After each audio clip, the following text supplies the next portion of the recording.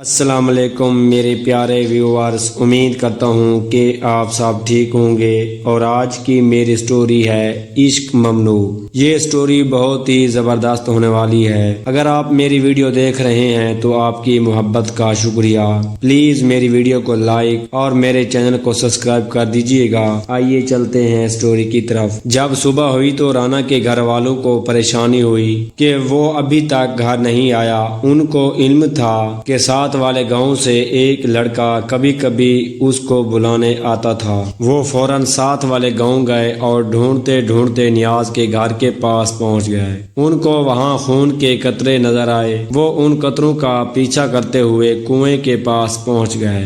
ایک آدمی کنویں میں اترا، اس سے لاش نظر آ گئی، اسے رسی سے نکالا گیا۔ اتنی دیر میں کسی نے تھانے میں اطلاع کر دی اور پولیس آ گئی۔ نیاز جب مزار سے واپس آیا تو پولیس والوں سے ہاتھ ملایا۔ انہوں نے رانا کے بارے میں پوچھا تو اس نے کہہ دیا کہ میں نے مارا ہے، مگر پولیس والے یقین نہیں کر رہے تھے کیونکہ اس کا کردار بہت اچھا تھا اور سبھی علاقے کے لوگ اس کی عزت کرتے تھے۔ لیکن جب اس نے وہ ڈنڈا دکھایا جس سے رانا کو مارا تھا تب وہ اسے تھانے لے گئے۔ اسے کچھ عرصے کی جیل ہو گئی۔ جب سزا کاٹ کر واپس آیا تو اس نے بیوی کو طلاق دے دی۔ رانا کے بھائیوں نے دوبارہ اس پر قاتلانہ حملے بھی کرائے مگر وہ بچ گیا اور اپنے بیٹے کو لے کر کسی اور طرف کوچ کر گیا۔ اس واقعے کو 15 برس بیت گئے۔ لوگوں کے ذہنوں سے واقعے کی یاد محو ہونے لگی۔ ایک بار پھر گاؤں میں ایک اور واقعہ نے جنم لیا تو بھولی باتیں تازہ ہو گئیں۔ ان دنوں میں اسکول میں پڑھتی تھی، میرے ساتھ ایک لڑکی چندہ بھی پڑھتی تھی۔ وہ میری سہیلی بن گئی۔ ایک دن چندہ نے بتایا کہ وہ بہت پریشان ہے۔ میں نے پریشانی کی وجہ پوچھی تو بولی میں ایک لڑکے زبیر کو چاہتی ہوں، وہ بہت خوبصورت ہے مگر خوشحال گھرانے سے نہیں ہے۔ یہی پریشانی ہے، تمہیں اس لڑکے سے میل جول ختم کر دینا چاہیے ورنہ تم اس کے لیے مصیبت بن جاؤ گی اور تمہاری چاہت کی سزا تمہارے بھائی اس غریب لڑکے کو دیں گے۔ بات یہ تھی کہ چندہ کا تعلق گاؤں کے معزز گھرانے سے تھا۔ اس کے والد اپنی اراضی کی دیکھ بھال کی خاطر شہر سے گاؤں آ بسے تھے، ورنہ اس کے تایا چچا شہر میں اعلیٰ عہدوں پر فائز تھے۔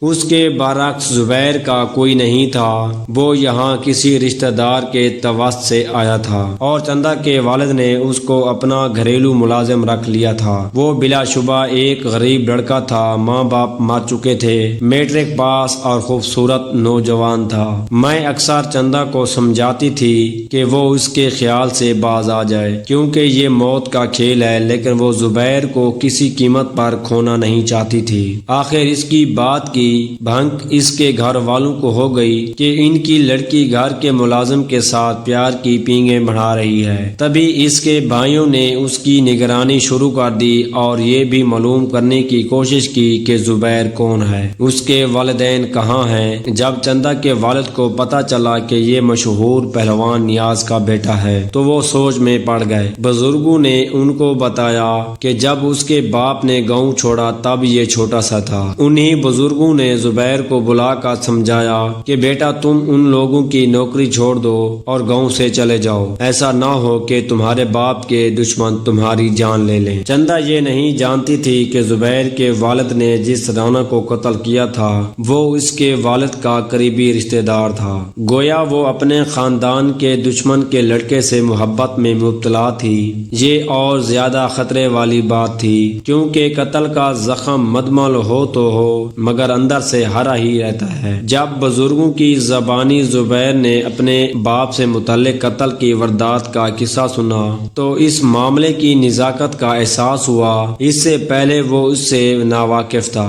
گاؤں کے بزرگوں کے سمجھانے پر اس نے فوراً یہ گاؤں چھوڑنے کا فیصلہ کر لیا۔ اس نے چندہ کو بھی اپنے فیصلے سے آگاہ کر دیا مگر وہ ایک نادان لڑکی تھی۔ اس نے بجائے زبیر کو زندگی سے نکالنے کے اصرار کیا کہ وہ بھی اس کے ساتھ جائے گی۔ کہنے لگی مجھے تمہارے والد یا تمہارے ماضی سے کچھ مطلب نہیں، میں نے فیصلہ کر لیا ہے، جیوں یا مروں مگر تمہارے ساتھ رہوں گی۔ اس ضدی لڑکی نے اس سے اتنا مجبور کیا کہ وہ بے بس ہو گیا اور دونوں نے آدھی رات کو گھر چھوڑ دیا۔ چندہ اپنے ساتھ 2 جوڑے کپڑے اور کچھ زیور لے گئی انہوں نے تھوڑا سا فاصلہ طے کیا تھا کہ کھیتوں میں موجود کتے بھونکنے لگے۔ کتوں کے بھونکنے سے گاؤں والے سمجھ جاتے ہیں کہ کھیتوں میں کوئی داخل ہوا ہے۔ تبھی لوگ لالٹین اور لاٹھیاں لے کر باہر کا جائزہ لینے آ جاتے ہیں۔ گاؤں کے لوگوں نے فوراً ہتھیار سنبھالے اور باہر آ گئے۔ ان میں ایک جوان جو بہت جیالا تھا، اس نے ادھر کو دوڑ لگا دی جدھر سے کتوں کے بھونکنے کی آوازیں آ رہی تھیں۔ باقی لوگ تو اس کے تعاقب میں آ رہے تھے، مگر یہ نوجوان جس کا نام منظور تھا،